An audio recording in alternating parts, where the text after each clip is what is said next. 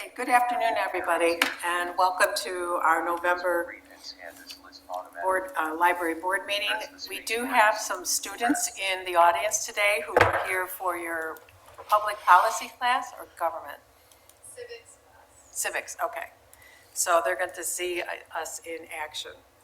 Okay, so I'm going to call this meeting to order. We have Susan on Zoom, and everybody else is here, and Sam probably will be coming shortly. So if we can stand for the Pledge of Allegiance.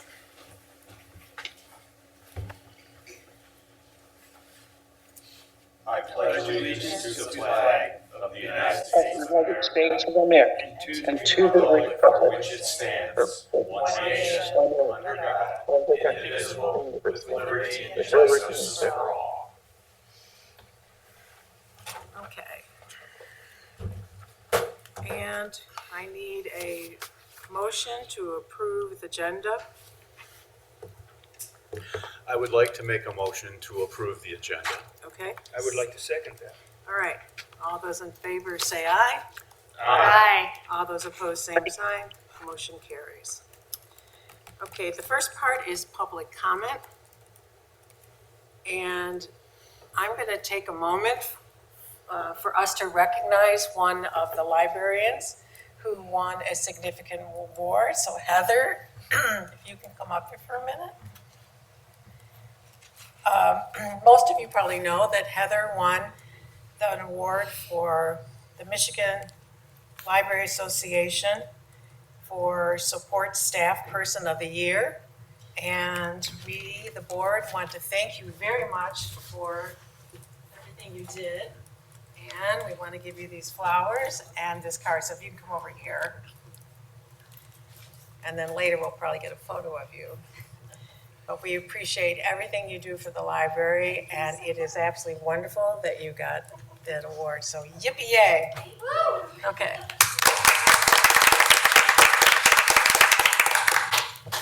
Thanks. Well, that's quite a surprise. I have to say I wasn't expecting it, but I did want you to see it. So there it is. It lives up in the admin office, and yeah, it sits there so anybody who comes in can see it. And I didn't want you to miss out on a speech, so I have a little speech for you. Oh, perfect. It's a little bit of a revision of the one I gave at the conference. So this is the face of somebody who grew up on public assistance, or as they called it then, welfare. My mom contracted polio when she was 4 years old. She spent a year in an iron lung, and in many ways it affected her entire life. So the things you've read about SNAP recipients recently are all things I heard as a child 40 years ago. And I grew up in a small town filled with people who look just like me. It's something that stays with you your entire life. My public library card was the first card I had that did not have any shame or humiliation attached to it. As you might imagine, this new world was quite a revelation to me, and I can't really stress how important that is. Right now, I know there are lots of people in this county who could benefit from that same experience, and I think about them every day. I look at this award not as a sign of perfection, but rather acknowledgement that I try my hardest every day. In light of this award, I'd like to thank Michelle, who was the first person to believe I was the person for this job. I'd also like to thank Team TADL, because this library is the ultimate team effort. And finally, I'd like to thank our community for supporting this library and our board for supporting us through the budget and our policies. So thank you very much. You're welcome, Heather.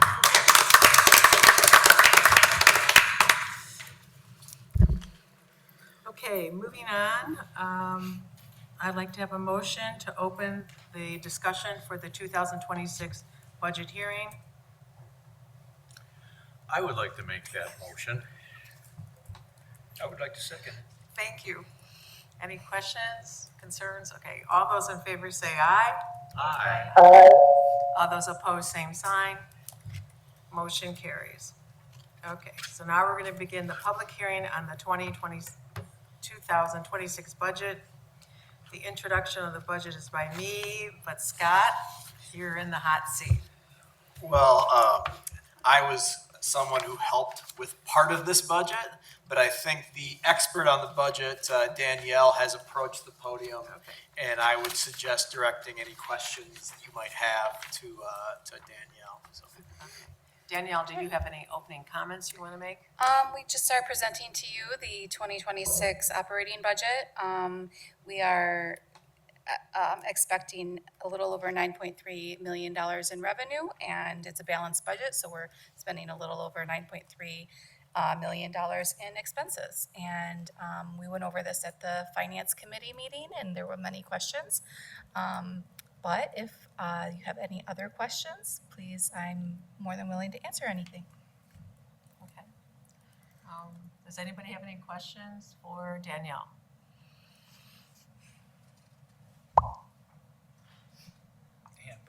It did? Oh, Susan, yes. Do you have one Thanks, Mary question? Lee, and Okay. thanks, Danielle. I just want to say that I sent my questions in writing to Michelle, and they were copied to Mary Lee and Danielle, and I'm satisfied with the answers. Oh, Thank you. Oh, thank you. I also shared them with the whole board too, Susan, in case we needed to stimulate some conversation. But I appreciate all your questions, and the answers were they're very succinct, but in-depth at the same time.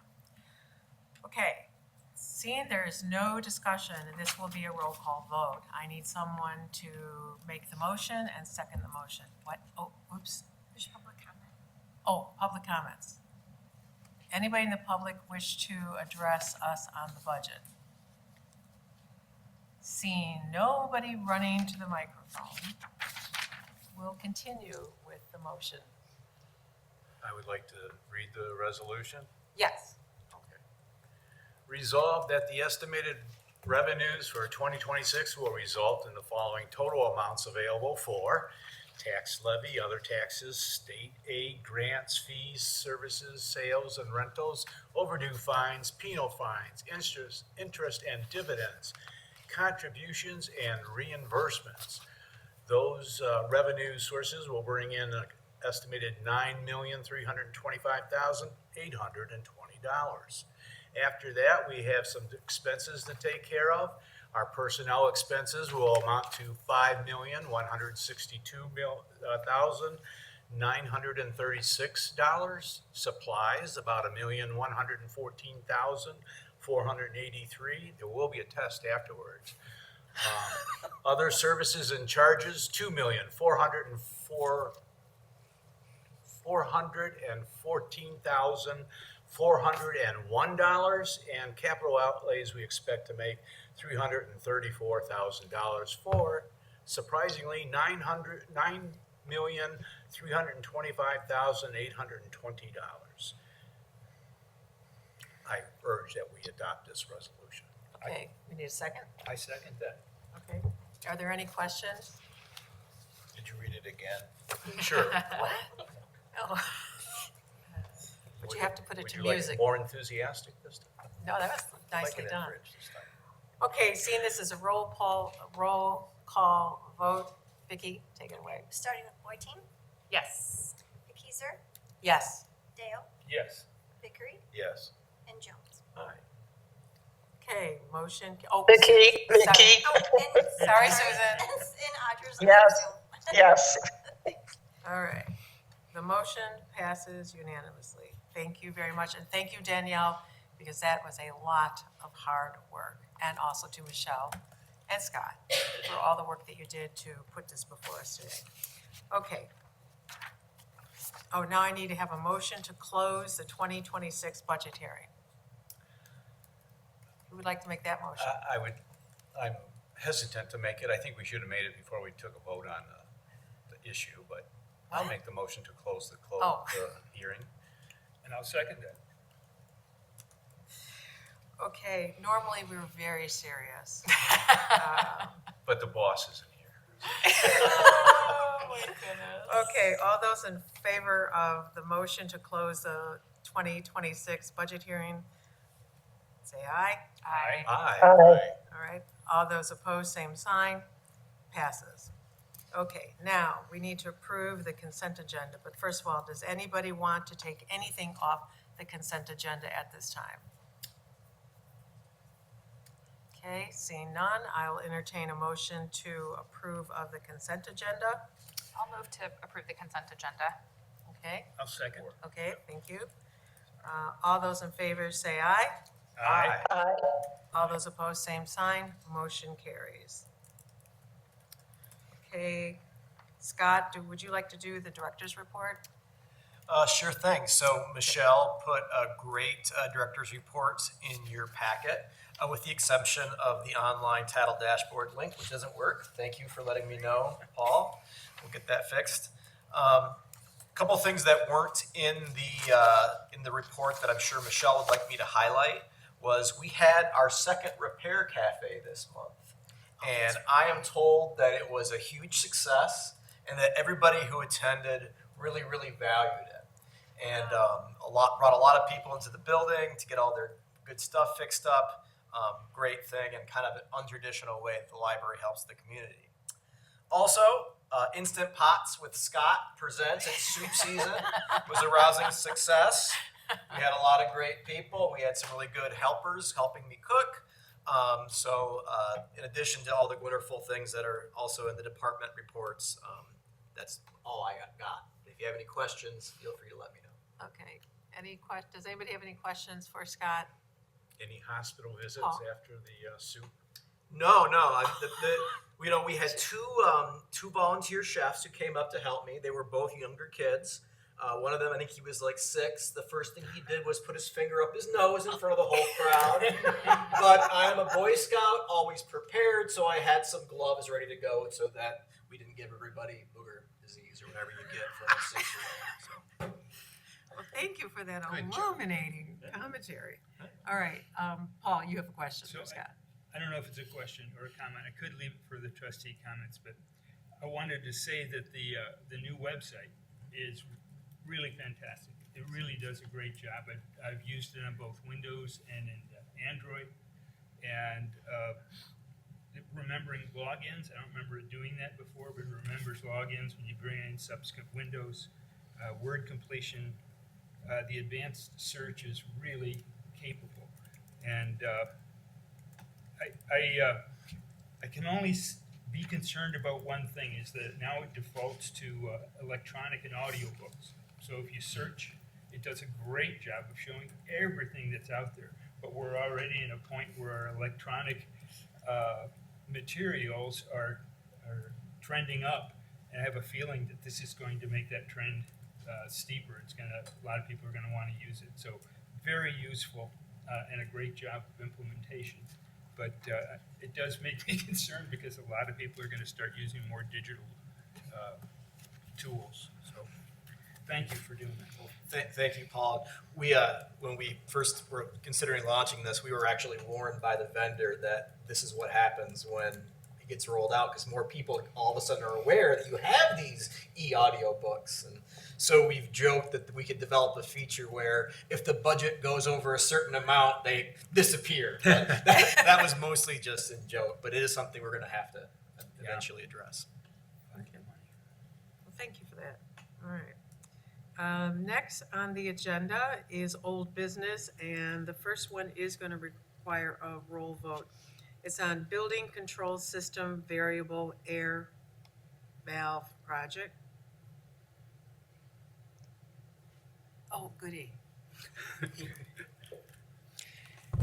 Hello, my name's Brett Bolter, Facility Manager, and I just wanted to give you a brief summary of why you need to vote on this. Back in 2023, we initiated a project to upgrade our HVAC system that included upgrades of our variable air volume controls. And at that time, we had a budget set aside, and you had approved $62,000, a little more than $62,000 for that phase of it. We went to implement this year.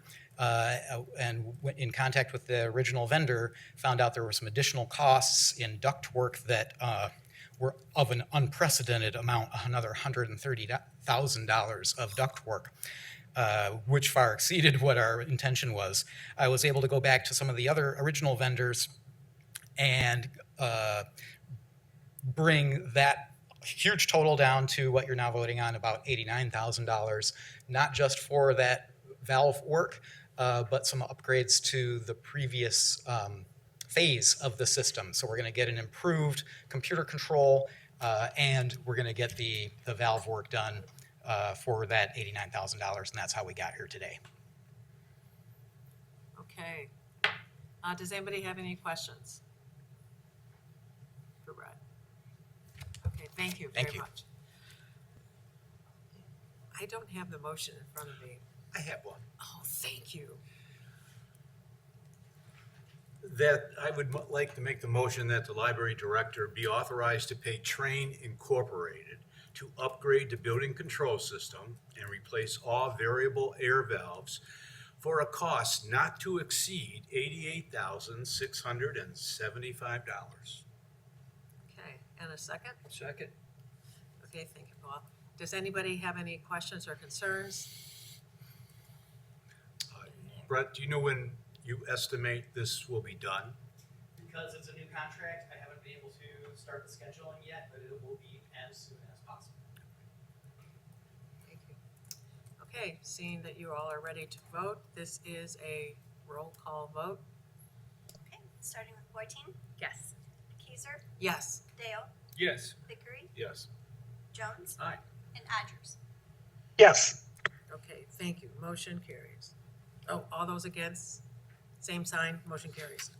Okay, next on the agenda is policy revision 4.6 meeting room policy. So Jennifer, you're the chair of that. Sure. Okay.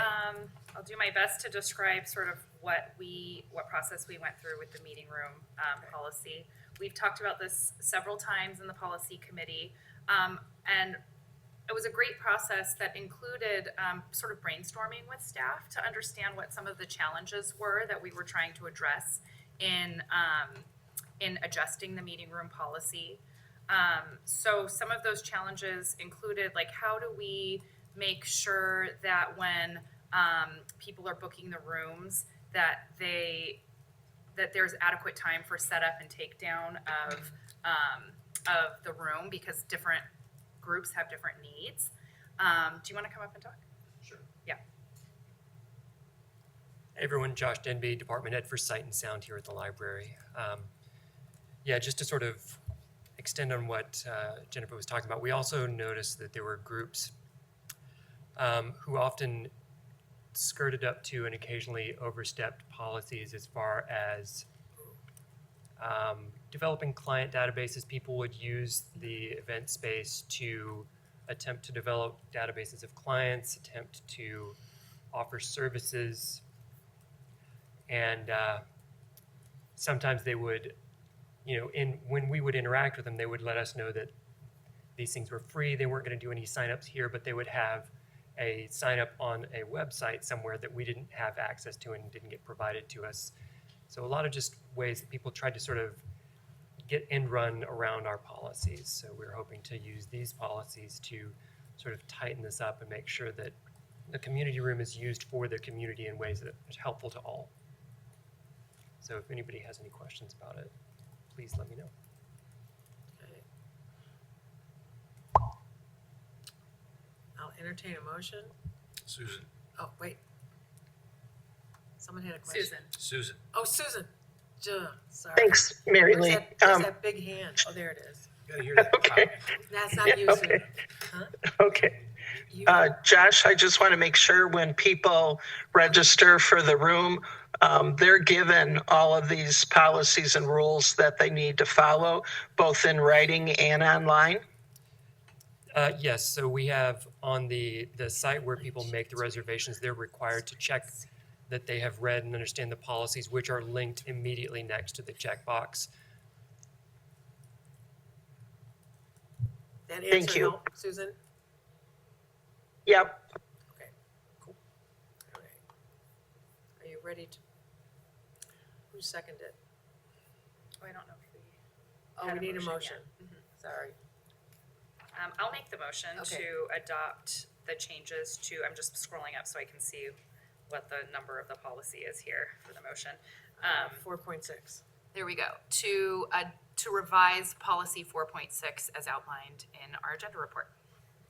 Okay, second? Support. We need a second. Oh, you're the second? Okay. Any further discussion on this issue? Just, yeah. Paul? As in the copy that we have in our folder, item number 12 is incomplete. It's just probably a typo, but wanted to make sure. What it says here is that the library reserves the right to cancel or preempt any public meeting room reservation along with a full.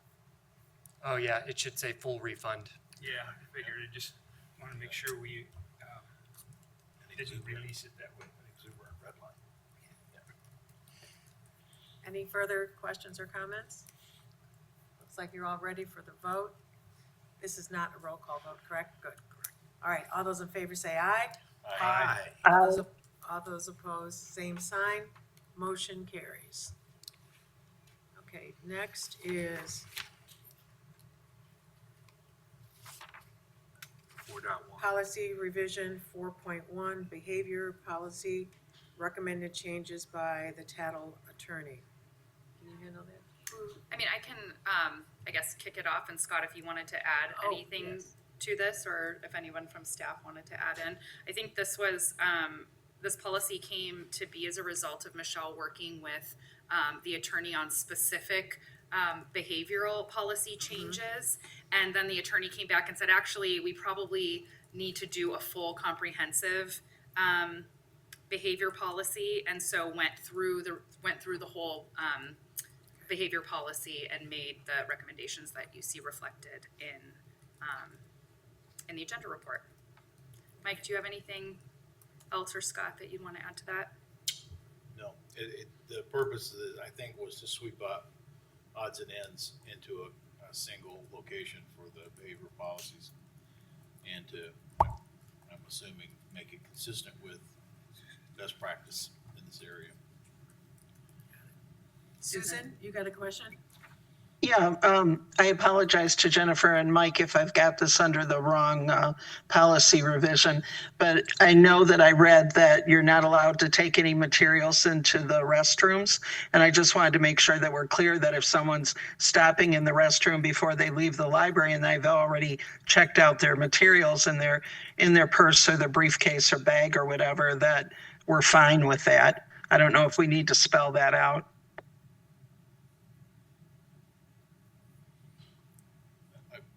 Susan, are you referring to a specific item in this policy? Yeah. Mm-hmm. Where? Can you give us more direction Yeah, on where? it's a bullet point. It's under like, on page 4, under K restrooms. Number 6 says materials may not be taken into restrooms. Yeah. And what is the question about that? Yeah, can you explain or repeat again what Yeah, your concern is that- about? I had another member of the community read that and say, well, what if I've got my book bag and I checked everything out and I stop in the restroom at TADL before I get in my car? Am I going to have my bag searched, or is that a problem? Scott? So the intention of this is that occasionally we have found people taking newspapers or magazines into the restrooms with them. And that, that might be fine at home, but, here at the library probably isn't appropriate. And the other problem is sometimes they get left in there. And so we're trying to find something and it's sitting next to the toilet. So I think that the objection, or the thing that Susan's friend noticed is valid. Like, it doesn't differentiate, but I'll tell you that we're not going to be stopping anyone on their way out with anything that they've checked out to use the restroom. It's mostly just something that lets us say something in those cases I described before, because people like to have policies. So. Okay. Susan, does that help? Yeah, thanks, Scott. Okay. All right. Any other questions about this proposal? And if not, I'll entertain a motion. Make the motion to accept changes to policy. Sorry, I'm doing the same thing I did before. To revise policy 4.1, the behavior policy, as recommended by the TADL attorney. Okay. Second? Second. Okay, thank you. Any further discussion? Okay, seeing none, and this is not a roll call, so all in favor say aye. Aye. Okay, all opposed, same sign. Motion carries. Okay, now we're moving on to D, policy removal and number reassignment from 4.2 smoke, tobacco, alcohol, and drug-free campus policy to 4.2 library violations and appeal policy. Okay, My understanding is that this is another cleanup and consolidation of existing policies to make them more streamlined and user-friendly and consistent. okay. Anyone willing to make the motion? Come on, Mike. I'll make the motion. Okay, I'll second it. Thank you. all right, we have a first and a second. Any further discussion on this policy? No, okay. All right, all those in favor say aye. Aye. All those opposed, same sign, motion carries. Okay, moving on to new business. Resolution 2025 to 2026 Health Insurance Contribution, PA 152 opt-out. Scott, are you, oh, Danielle, thank you. Come to Hi, the yeah. microphone. Pardon? I said, come to the microphone. Yes, okay. All right. So, yeah, I forgot to introduce myself earlier. Danielle Baldwin, Finance and HR Manager. And normally every year we are able to stay within the hard cap limit for contributions to medical benefit plans. But this year, the state of Michigan did not, they only increased it 0.2% for inflation. But our insurance rates increased between 17 and 18%, depending on we have two different plans. So one was 17.4%, the other one was 18 point something percent. And so that makes it so that we are going to go above those hard cap limits. And so as part of this public act, there is an option to opt out for the authority, for the governmental authority. So that's what is in front of you as a resolution. So your recommendation is we should opt out? Yes. Okay. Thank you, Danielle. Any questions for Danielle? What's the reasoning behind opting out? Well, we've already, last year we did a lot of work with our Teamsters union contract renegotiation and increasing, let me back up a moment. If we reduced the expense for if we chose a plan that stayed under the hard cap limit, we would need to defer those costs from us onto the employee. So while their medical deductions out of their paychecks would not increase as much, their doctor co-pays, their deductibles, their emergency room co-pays, all of that would have increased because a lesser cost health plan would require less coverage. Yeah, oh, sorry, Jen. Yes. You're good. Hi, Danielle. Thank you for walking us through this.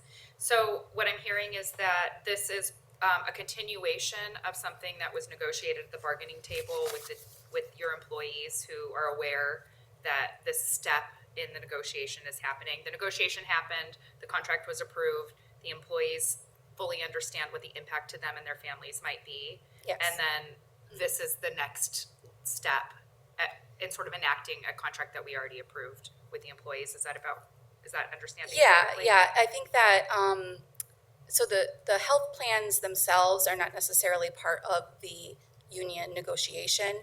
It will impact it. And last year when we did that, we brought them to the table to the health plan negotiations with our carriers, and they approved going forward with basically the same plan that we've had for years, ever since I've been here, pretty much, for the last 6 years. And so if we decided to reduce coverage and increase copays and along those lines, that could impact the union and result in some grievances. Okay, Paul? So the cap is defined by the state? Yes. Yeah, the Department of Treasury. Is it based on a percentage or a hard? So I do have, let me bring some of these over.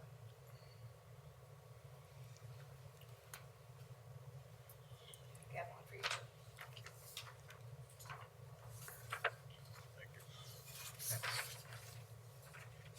Thank you, Dana. Thank you.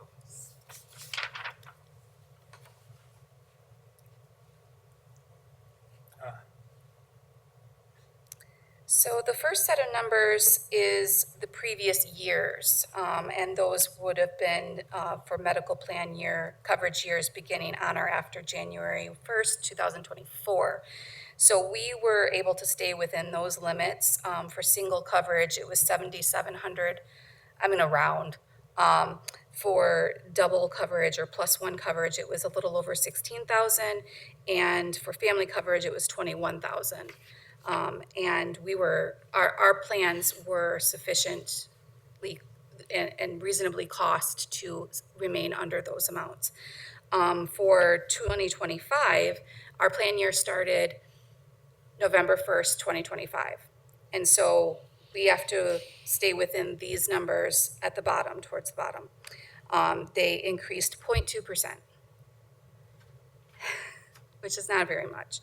And those are actually based on the, let's see, the Consumer Price Index for a rolling 12-month period. It explains it in the paragraph towards the top.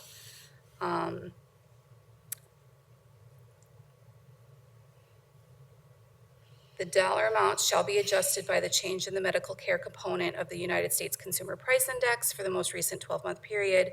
And that period would have been March 22 to March 23.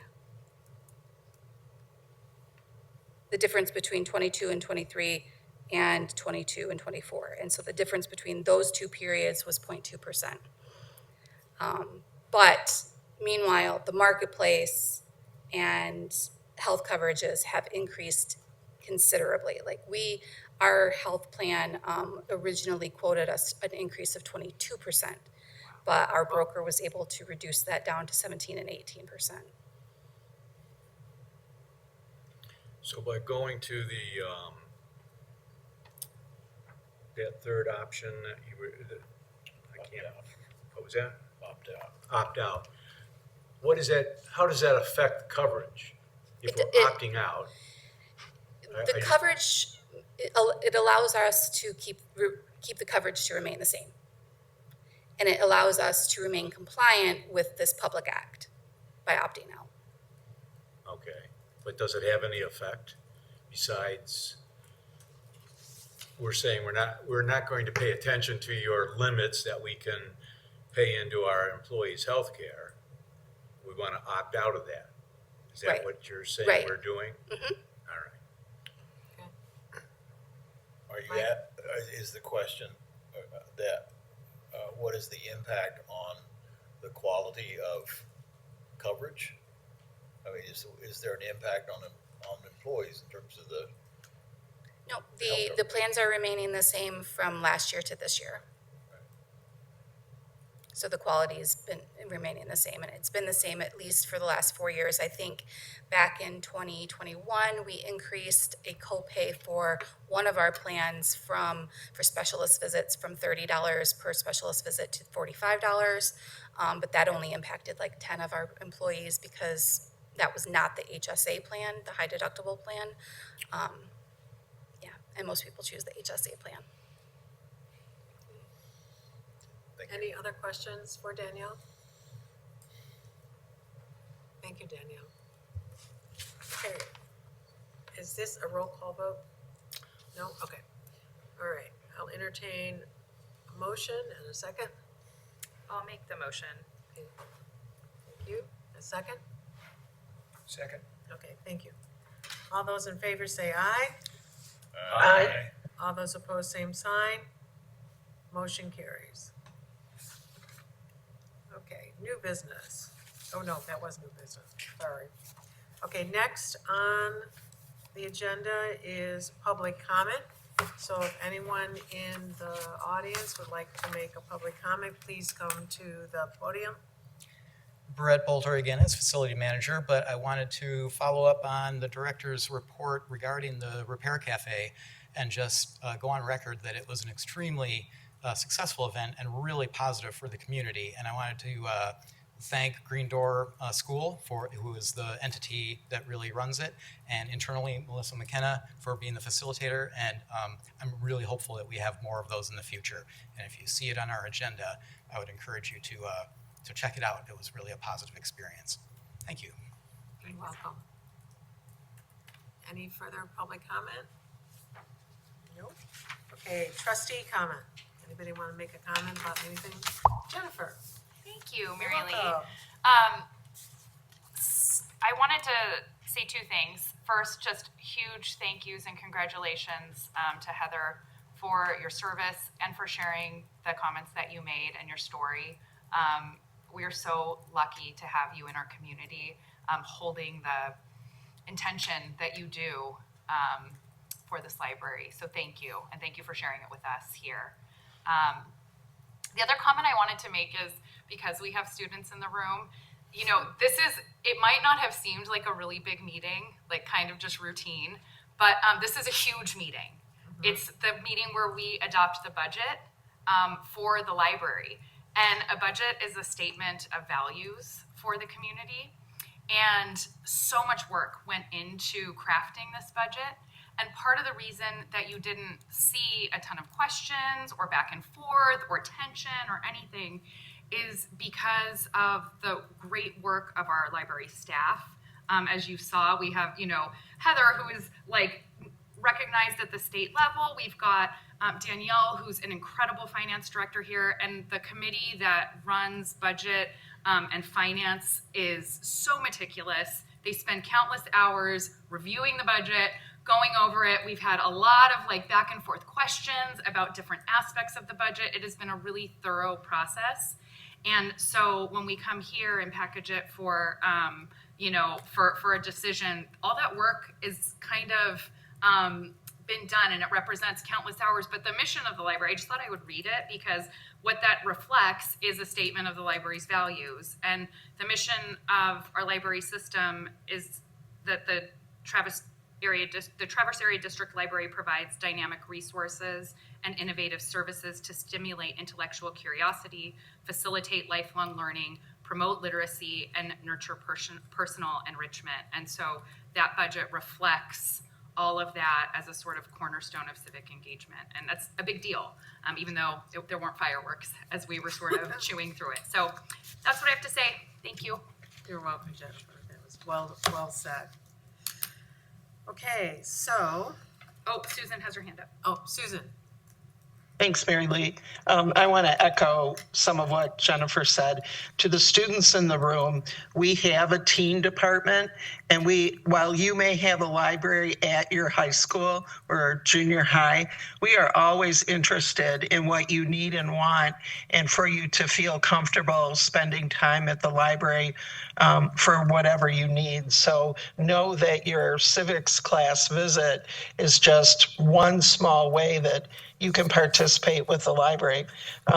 When it comes to Heather, Heather's award, Heather, you are so passionate and so honest about sharing your personal life, which is so profound and so meaningful. And I know I wanted you to bring your award to the meeting. I want people to see it. I want a display case just for all the different awards the library has won. So that the public really sees the fruits of everything that's going on with our staff and everyone that's working. It goes without saying to wish everyone a happy Thanksgiving. And then I want to end on kind of a somber note. We had a really awful thing happen in our community over the weekend. And one of the things that I was really pleased to hear from some people in my network is that they went to the library looking for materials to try to understand what's going on, whether it was mental health issues or how to talk to your children about what happened, or just to have a quiet, intelligent place to come and be while we experienced what we did. So the library is that haven. It is that hub. It is a place where people come for a variety of reasons. Thanks, Mary Lee.